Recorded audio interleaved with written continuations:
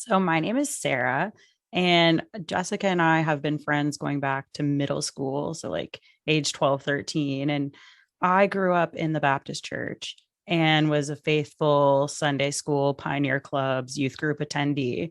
And then the Baptist church was a little too boring for me in my teen years. So I hopped on over to a charismatic church that was affiliated with the New Frontiers movement. I'm not sure if you're familiar with them, but that's where we get into the kind of high control, very misogynistic Mm. group of people where they basically control every aspect of your life, from wanting you to tithe your student loans to women not being able to occupy positions of leadership. They're very, very anti queer.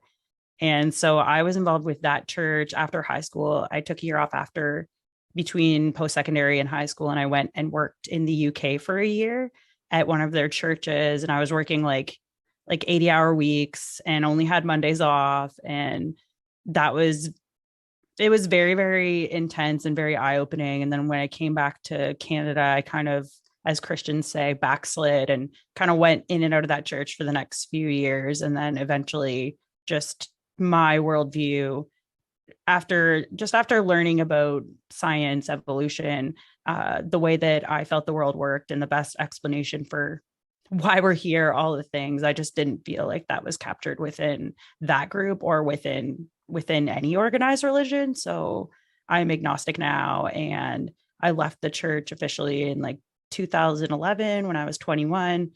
Since then, got married, had a couple kids, came out as gay, got divorced, and so a lot of that was tied in with my experience in the church and not being able to be who I was, and that not being an option. And so that's kind of me in a nutshell right now. So I'm Jessica. I am the other host of You Can't Get to Heaven in a Miniskirt podcast. My story is definitely not as intense as Sarah's.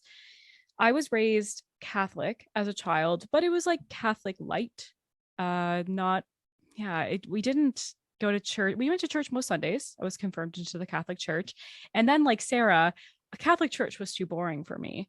So when I met Sarah when we were 12, 13, like she said, and she ended up bringing me to the Baptist church, to youth group, and then to a Christian summer camp where we both worked for a few years. Mm-hmm. And it was kind of at this Christian camp that I started to get more intense into it. And then I started also attending the New Frontiers Church. But I think for me, I ended up leaving the church earlier than Sarah. And my exit was easier because my parents weren't involved in Christianity really in any way. They were, they were raised Catholic, so they ended up going to Catholic church and then they kind of stopped. And it was just kind of what you did where we were from. You kind of just go to church. And so my exit from the church wasn't quite dramatic. I kind of just stopped going. And I think, though, my problems lie in all of the unrealized issues that have come up since I've become an adult, and things that I was taught as a teenager for so many years, and so many things that I had repressed for so long, kind of have come out since.